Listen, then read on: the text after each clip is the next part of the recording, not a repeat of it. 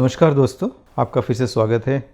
इस बार हम लोग कुछ नई बातें करेंगे। मेरे काफ़ी वीडियोस देखने के बाद में कई सारे फ्रेंड्स ने मुझे रिक्वेस्ट की कि सर आप डायबिटीज़ पे कुछ बताएं। तो फिर हम लोग इस बार एक सीरीज़ के बारे में सोच रहे हैं जिसमें हम लोग पूरी डायबिटीज़ को एक छोटे छोटे पार्ट्स में एक एक बार में समझने की कोशिश करेंगे कि एग्जैक्टली डायबिटीज़ क्या होता है, क्यों होती है, क्या दवाइयाँ लेनी चाहिए, क्या उसके प्रॉब्लम्स होने वाले हैं इन फ्यूचर, क्या उनके कॉम्प्लिकेशंस होते हैं। ये सब चीज़ धीरे धीरे एक एक पॉइंट करके हम लोग आगे बढ़ेंगे। डायबिटीज़ एक ऐसी बीमारी है जैसे कि आज अब हम देखें तो लगभग हर घर में कुछ ना कोई व्यक्ति, अगर जिसकी उम्र 40 साल के ऊपर है, लगभग कोई ना कोई घर में व्यक्ति में उनको डायबिटीज़ हो ही जाता है। और लाइफ टाइम रिस्क तो ऑलमोस्ट 80 to 70-80% है। मतलब लाइफ में लगभग ये कहा जाता है कि कभी ना कभी आपको डायबिटीज़ आने की संभावना बहुत खतरा रहता है। अगर हम लोग ऐसा देखें कि पिछले दशक मीन्स लगभग 2-3 दशक पहले तक डायबिटीज़ की बीमारी थोड़ा सा कम था, या कहें तो बहुत कम मात्रा में था, और वह बीमारी अब लगातार बढ़ती जा रही है। और अगर हम इससे देखें पिछले जो कोविड के साथ में कंपैरिजन करें, कोविड के समय पे कई बार हमारे पास ऐसे पेशेंट्स आए कोविड के समय पे कोरोना से इन्फेक्टेड होके, उनसे जब पूछा गया कि सर आपको डायबिटीज़ है कि नहीं, बोला नहीं हमें कभी डायबिटीज़ नहीं हुआ। मगर जैसे जांच किया तो पता चला कि उनकी शुगर तो 300-400 जा रही है। ठीक उसी प्रकार से जैसे मैं कार्डियोलॉजिस्ट हूँ, मेरे पास कई तरह हार्ट के पेशेंट्स आते हैं, हार्ट अटैक के पेशेंट्स आते हैं। उन्हें जब पूछा जाता है कि भाई सर आपको डायबिटीज़ कभी हुआ है क्या, बोले नहीं सर कभी नहीं है। घर वाले किसी को है क्या, माता पिता को, बोले किसी को नहीं है, फैमिली में किसी को भी डायबिटीज़ नहीं है।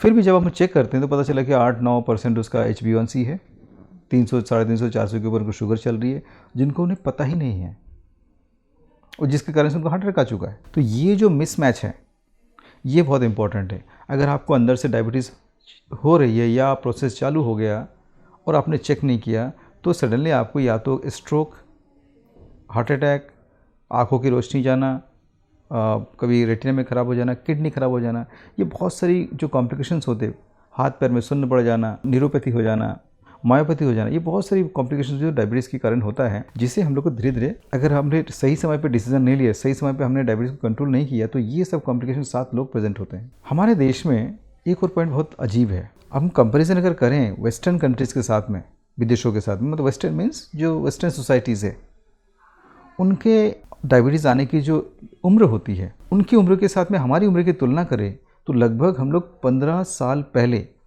10 से 15 साल पहले हमें डायबिटीज़ हो जाता है। इंडियंस, स्पेशली एशियंस कंट्री में, south east Asia, India, Pakistan, Bangladesh, Nepal, Sri Lanka, ये सब साउथ ईस्ट एशिया की जो कंट्रीज़ है, तो इस एरिया में ज़्यादा से ज़्यादा लोगों को डायबिटीज़ आती है, वो भी पश्चिमी देशों के कंपैरिजन में 10 से 15 साल पहले। और उसी कारण से हमारे जो हार्ट अटैक आने की उम्र भी 10 से 15 साल पहले हो जाता है। ऐसा कहा जाता है कि हर इंसान अगर जो डायबिटीज़ है और उनके कंपैरिजन अगर नॉन डायबिटीज के साथ में किया जाए, अगर हम लोग ऐसा मानते हैं कि 100 लोग डायबिटीज़ है और 100 लोगों को डायबिटीज़ नहीं है, तो दोनों को अगर कंपैरिजन करें 10 साल के लिए, जिस सबकी उम्र 40 साल है, तो 10 साल के अंतराल के अंदर जिनको डायबिटीज़ नहीं है उनको हार्ट अटैक आने की संभावना सिर्फ 100 में से 10 लोग की है। जबकि जो डायबिटीज़ है तो उसको 10 साल के हार्ट अटैक आने की संभावना 4 गुना, मतलब 40 लोग उनको हार्ट अटैक आ चुका होगा।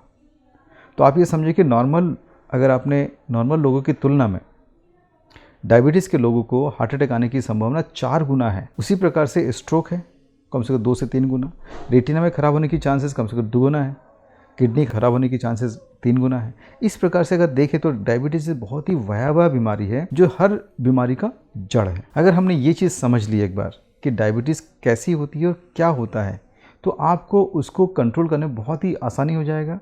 और आजकल देख रहे हैं कि हर घर में डायबिटीज़ है, उसको बहुत आसान तरीके से डायबिटीज़ शुरुआत होने से पहले हम उसको समझा सकते हैं और उसको समझ सकते हैं। समझने के बाद में आप उसको ट्रीटमेंट बहुत अच्छे से कर सकते हैं। सब कुछ आपके हाथ में है, सिर्फ उसे अच्छी प्रकार से, अच्छी तरीके से समझना है।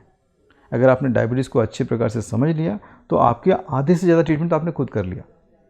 तो हम लोग धीरे धीरे डायबिटीज़ को समझेंगे और अगले सीरीज़ में आपको बताते रहेंगे। Thank you very much.